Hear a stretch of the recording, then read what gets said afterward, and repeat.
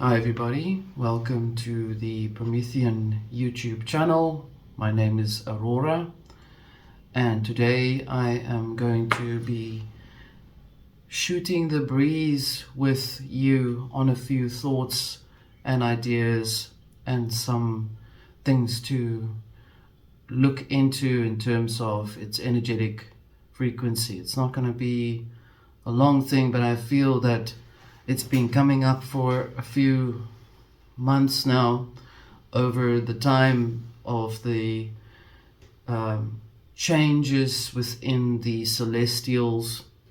Many of you who are familiar with astrology have noticed that there is an astrological event that's taking place where Uranus is moving into Gemini, which is going to happen on the 7th of July. I'm not an astrologer, but I do want to tell you that that energetic move is something that hasn't happened since 1844. No, I'm not going to give you an astrological lesson on this. I'm just going to bring it up and why it relates to what we should take note of and how to prepare ourselves for it on a mental level. Well, the first thing I want to say is, again, as always, thank you for those of you who've always been here, who've been with me on this path for many years. You're also 7 million years old. But aside from that, that's just a joke, in-house joke. I want to say that over the course of the last few weeks, perhaps some of you, depending on how sensitive you are, and many of you are, the thing that we need to understand in terms of what we are busy facing, or what we are facing right now, is that there's a type of frequency that seems to want to birth itself because of what has been left over from the last age, and the last age was related to the material that was discussed prior to the time that I had taken off, and the last thing that we discussed was the darkening, and the darkening moves into now a whitening, which is part of the alchemical process. And in that order, you have to look at what it pertains to, what is being extracted out into this reality. What is there that is being expressed? What is there that is being extended outward for people now to take note of? Because, as you know, your journey within this realm is to define yourself, to find out who you are, to know that that which you seek is within you, and how you apply that is through the understanding of learning about the map, so to speak, of this realm. And how you know about the map is because you've been here to understand that the toroidal frequency around the realm itself is energizing itself. So what I'm trying to say in simple terms is, the more people that have become aware of consciousness of themselves, of how to apply self-care, self-nurture, self-love, self-reflection, self-healing, the more that which has been seeking you out to subject you to its systems, its structures, is now becoming, let's say, upset. It's having a little bit of a hissy fit or a cadenza. It's like an energy that has to give the last say at all times. You can see this over a greater or a more sort of, a greater view of how the reality seems to operate. It's almost as if it's behaving in a super conductive consciousness through different forces such as human consciousness, such as artificial consciousness, which is applied through your everyday mechanisms that you work with, that would be your digital products and whatnot, as an umbrella.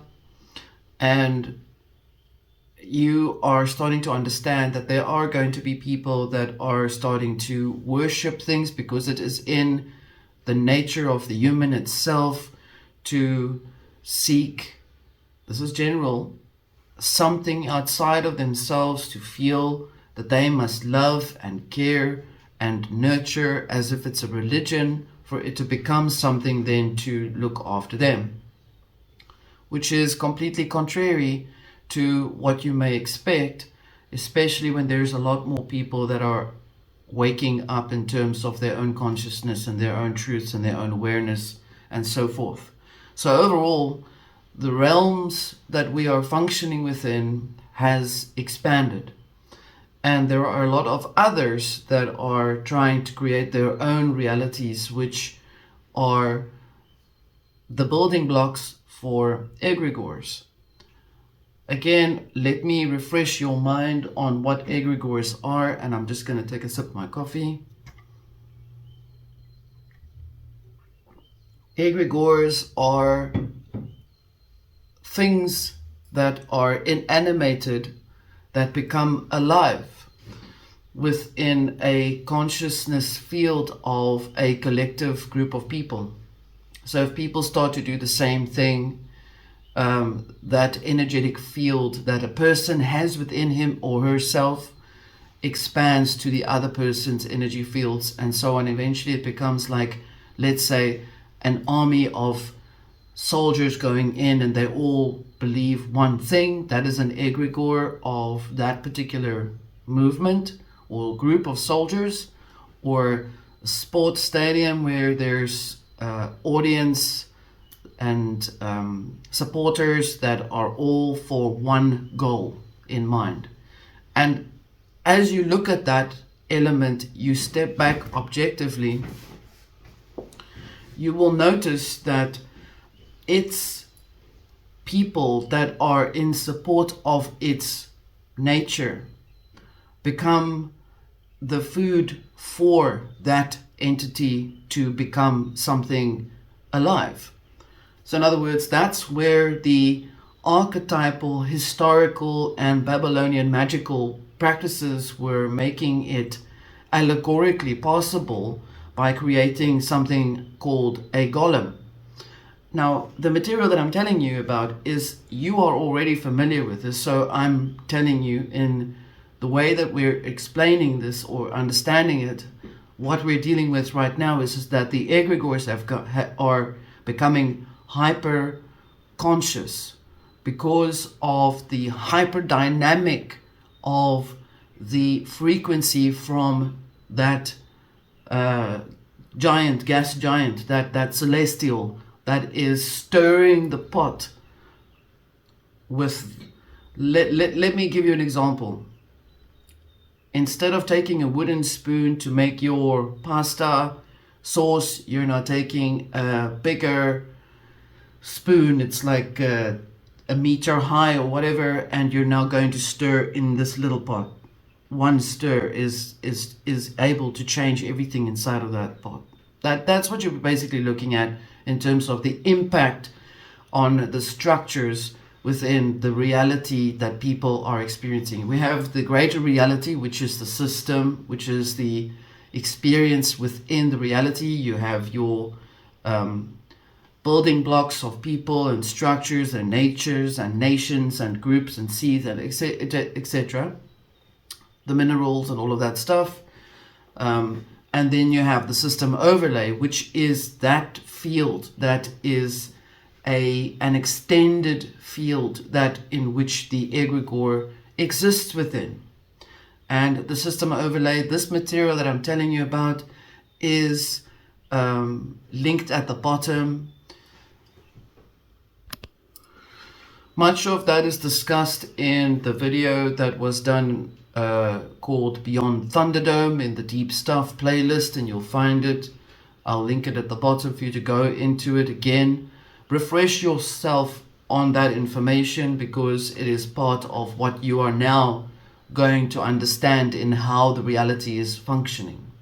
So all of the material basically on this channel has been put in place for this event that will last until way into the 2030s and onwards. So take note that this has basically been preparing yourselves to be aware of what you're going to be dealing with. The system overlay is the frequency that is held by things that are alive, much like, let's say, an auric field of a human or an animal or whatever, or a plant.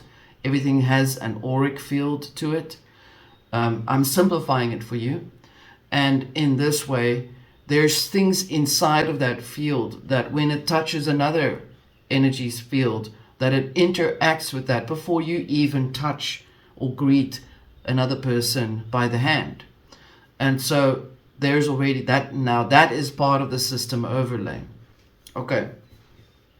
What you need to understand to prepare yourself for is, aside from becoming aware of a lot of these sort of things, that it's important that you take note of how massively the theme of Gnosticism is most likely going to project itself inward, and there's going to be a lot of fractured or splinter groups that are going to be using Gnosticism like they've done for centuries, because that's the only thing that they think they know, that will serve their natures to serve something outside of themselves, to corral people to come towards them.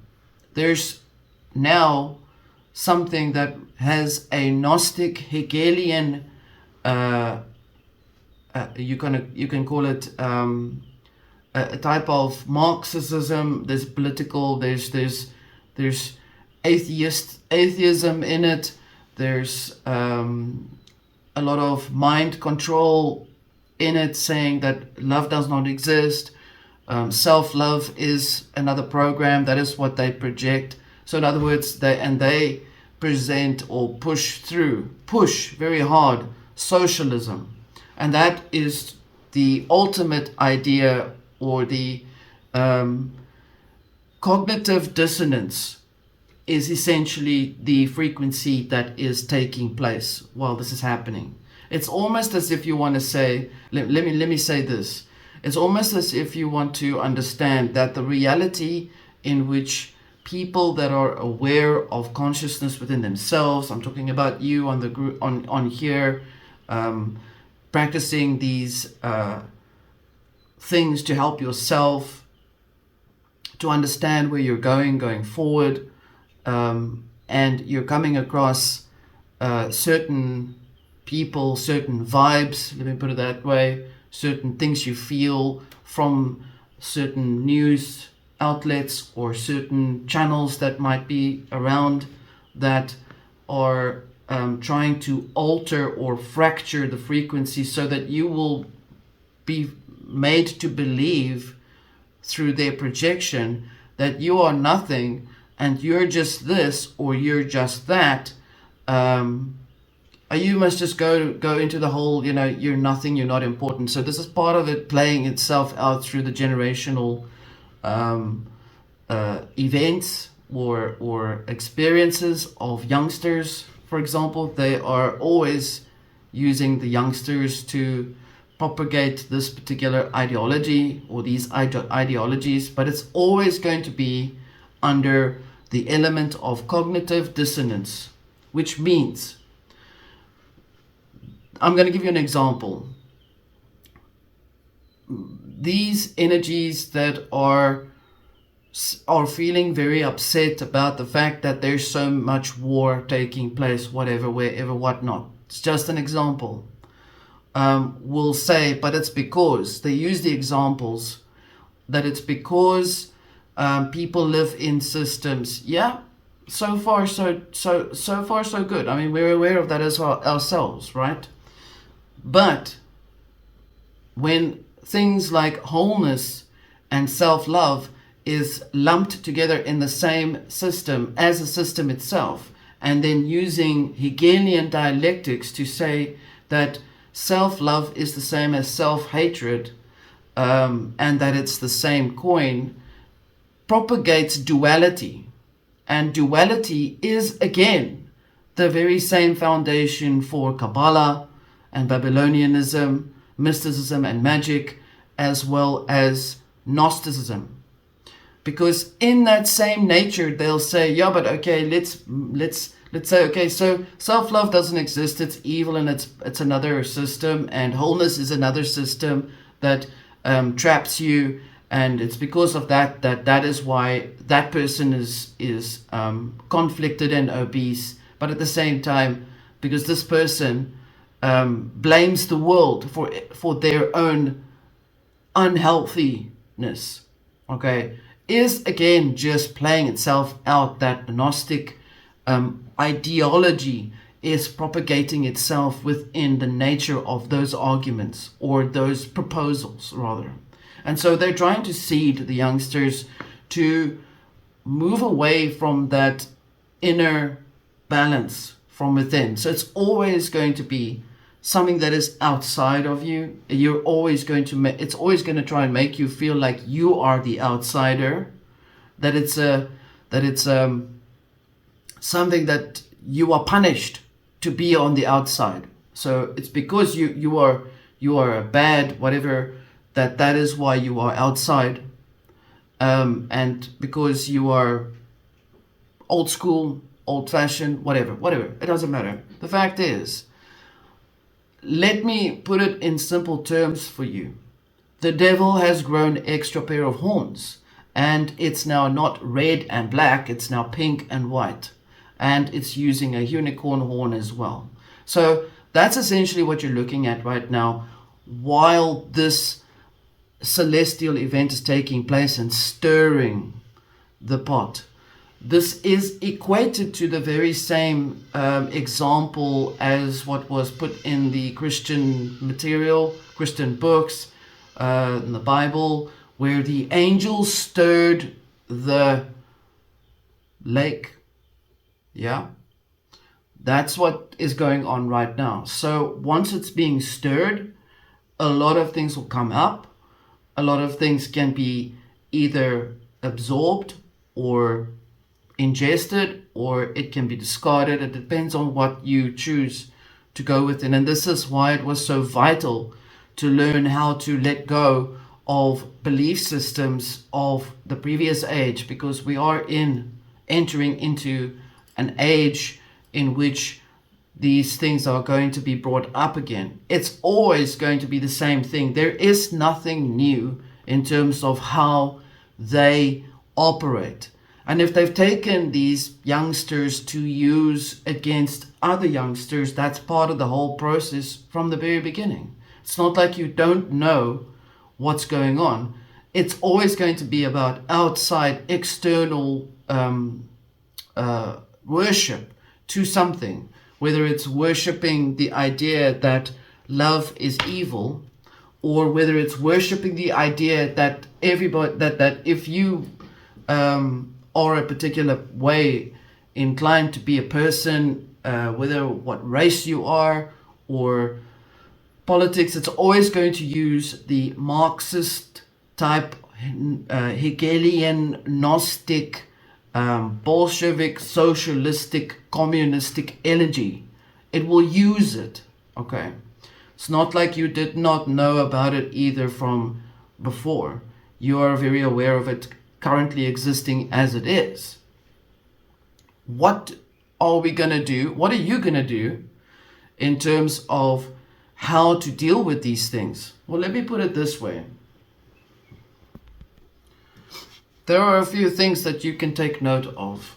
Firstly, if you are able to understand that the entire frequency is essentially always going to have those things in its nature, in other words, it's always going to talk to you with a forked tongue. It's always going to say, Peace, we want peace, but we want to have war to create peace. That's Hegelian dialectics. That was already one mindfuck for that moment. That is what it means. Apologies for the swearing. If they say self-love is evil or self-love is a construct of a system, then observe where it's coming from and why it's coming from that, because narcissists will say that. Okay. And I'm saying it loosely. I'm not going to diagnose a narcissist at all. I already know that, and you know, that narcissists are just knockoff gemstones. They're just fake knockoff energies. They don't have anything more inside of them other than to reflect what they think or imitate you in that way, as you know. Okay, so they're imitators. What are you going to do in terms of that? So observe, use your senses, use your knowledge that is within you to be able to understand how this reality operates. Teach your children to understand how to navigate through these particular elements that are specifically designed to try and make you feel that what you feel within you is wrong.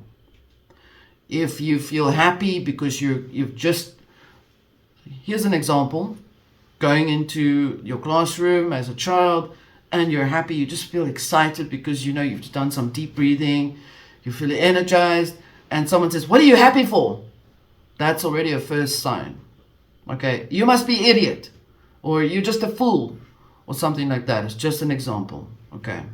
The same with feeling sad, feeling depressed, feeling that you have emotionally not been okay for a while, and someone says to you, just feel better, and they give you a blanket to say you must feel better by feeling depressed. Take another pill, type of thing. That's what they do. Just take another pill to feel better about feeling bad. Okay, so that's part of the Hegelian dialectics that are constant, that are now coming up. There's a lot of it coming up because the angel is stirring. The angle of the celestial Uranus is stirring with its finger, her finger, the cycle to bring out the impurities. And Uranus archetypally, mythology was feminine originally. And this does not mean that I am propagating feminism at all. Many of you who know me, I do not present that. Okay. I believe in balance within the masculine and the feminine. Men and women are balanced in harmony with one another, but they are not equal to one another. No man or woman is equal to each other. You are unique, whole beings that are in harmony with one another, and that means balance. Okay. I needed to bring that in because that is another thing that will be used to be flung around like mud on walls. Okay. Clean walls. Anyway, so understand that it is kicking, this is its last gasp, and it will have a long last gasp. So a lot of these things will come out in various ways. People will be strangely affected in certain ways. You may feel alone, and you may realize that there are so many of them, they're so under that spell of that egregoric energy that I feel lost.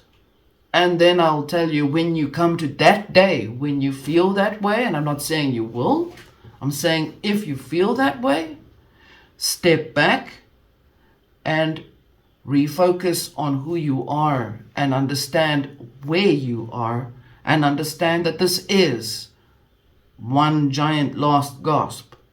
Okay. It is so that it can prepare the system to let itself dismantle itself. But it doesn't mean it's going to do it happy willy-nilly. It's not going to just like be happy with it. It's going to take as many victims with it along the way. because it would want to rebirth itself again. Remember, these things are energy. If your soul and spirit, if these things are eternal, then understand that these forces that are playing out in these realities around you are also essentially operating as a part of your energy. In other words, it's taken through poisoning the relationship of a particular family, their members. It's created toxin there, and it's removed all the happy love energy away from that family, and the family now wants to break up with one another. Just as an example. And it's taken it with it. It's taken that little love, bits of happiness and family unity, it's taken it with it. And the family is feeling essentially broken down. This is this whitening energy that's breaking down things so that the following cycle that comes will be purified. So essentially you're looking at something that is in that way, the family has to regenerate their own energy so that it cannot have left or caused the family to break up. Especially through traditions, especially through old orders and things, those same type of energies will come in the same way, but it'll be much smoother. It'll be smart talk, and using all kinds of examples to make you feel guilty about certain things. People are used like that to do that, so that you must forfeit and feel guilty, because essentially remember who you are as a human being. You are an energy that is eternal.